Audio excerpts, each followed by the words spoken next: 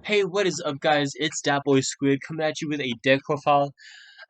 This is a deck that I've been meaning to show off for a while now. I mean, it is insane. When I saw an Invoked Draco, I'm actually a part of the Invoked Discord server. I'll go ahead and put a link in the description just so if you want to go ahead and check that out.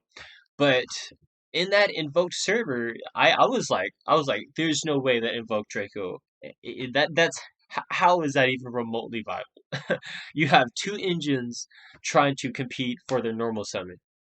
How on earth would that ever how would that work? Why would you even make it? And I tried it out. I had my suspicions, and this deck just like blew me away. It is just amazing. I love it. Uh, it breaks boards like no other. You will not even believe. Um, I remember when True Draco was in the meta for like a while. It was in like Rogue. I mean, like tier two, tier three status for like a while. Back when we had the whole Orcus, Salamangreat, and a little while after that. True Draco was just if you went against True Draco, you know what I mean. Like it broke your board. It was nobody liked it. And it's still like that. It's still like that. It will do what the invoked engine doesn't really do much of, which is breaking boards. Invoked baits hand traps a lot is what it definitely does. So what the plan is for this deck is you're still gonna bait the hand traps like you normally would with the invoked. If nothing happens, say if they don't drop an Ash or anything or like an effect failure, bam, you got your free negate. So the same plan still applies to this invoke deck as well. Normal summon Alistair, free Mechaba. But on top of that, if if they bait your stuff, just activate one of these spells, and activate their effect to tribute them, and then you have I mean you have like a true Draco on your on your field, which is uh it's going to become pluses in the next turns. Like if you keep it alive, all of these true Draco monsters are going to become pluses. So it really it works for itself. On top of the normal Alistair package, and the True Draco. We also got Dogma. Now, Dogma loves Alistair. I mean, the two are just inseparable. They go together peanut butter and jelly. You have Nadir Sir, which searches the entire archetype.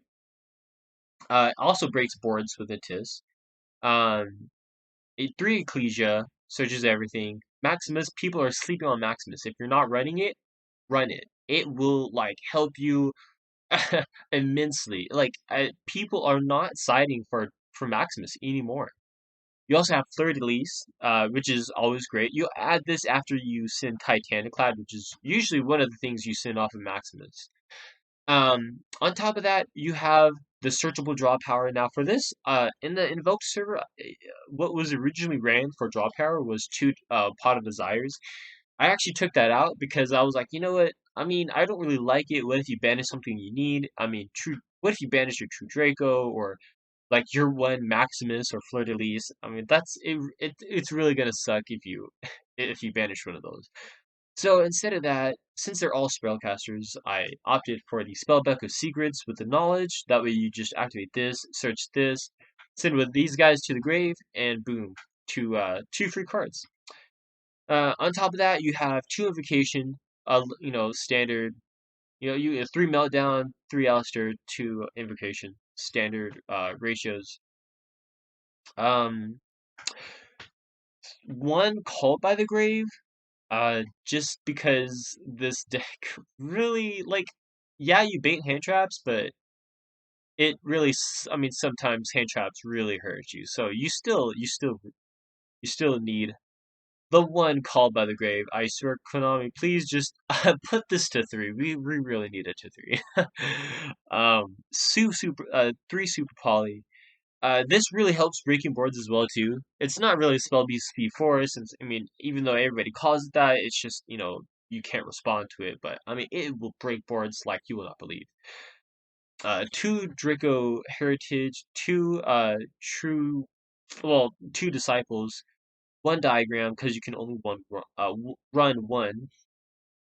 one Schism, just because you really want to send App Clone off of Maximus, just so that way you can get your Schism, and then with Schism you can summon Winda.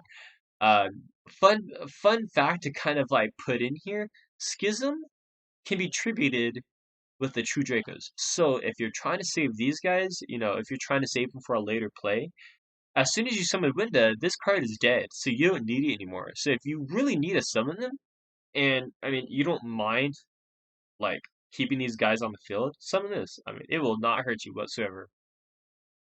One True King's Return, uh, and one True Draco Apocalypse. Everything in the extra deck is pretty much standard for Alistair and if for the Invoked Dogma package, True Draco does not care about extra deck whatsoever. So two Mechaba, one Starving, one Titaniclad, one Agades, one Purgatrio for the OTK.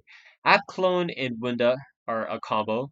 Ragin for certain variants with the Super Poly, Tri Brigade, and certain Dragon Link variants. Tis to send off of Maximus just to pop boards, break them. Phoenix because maybe sometimes you want to pop a spell or trap. Hida for the fire, for the fire emblem as well as the Purgatrio OTK. Security Gardener goes with All Mirage, and then you also have Artemis.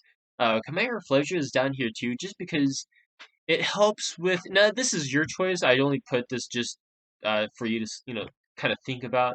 But it's a tech card to kind of use against the Shaddoll matchup. So if you're facing Shaddoll, uh, if you want to send um App Clone to the graveyard to search Schism, um, and then also you'll send Chimera Fleischer to the graveyard, which will add a Super Poly during the next turn. So what's going to happen is that you're going to have a Winda on the field and a Super Poly in hand. The opponent not only has to play around the Winda, so they're going to have to overextend to beat past that, but they're going to have to not extend enough to where they're going to be able to let you activate Super Poly. So it's really like you're not only working on your turn, but you're also working on the opponent's turn. So I really like it. Um, that actually does it for that. That's actually going to be the the deck profile, all in all, in a sense. Now, I do want to go ahead. I would like to show this deck off as such as like like in a duel. So if you really want to go ahead and like see it in action, see what it can do, and see what kind of boards it can break and everything like that, go ahead and let me know down in the comments. I would really like to know if you want to, check that kind of stuff out. If you don't though, if you just want the deck profile and that's it, I mean, by all means, hey, this is what you came for. But other than that, that's going to be doing it for this video. For the other videos that I'm going to be posting, because I have like a slew of creative deck profiles I want to show you guys. Uh, they'll probably be dropping in the next couple of days, maybe like in like in the next week or so. So I'll space them out for sure. But I really want to go ahead and show you guys just the insane, literally the insane decks that I create from day to day. I mean, I swear to God, like these decks will like shock you. But other than that, take care. That boy Squid signing out, and I'll see you guys in the next video. Bye bye.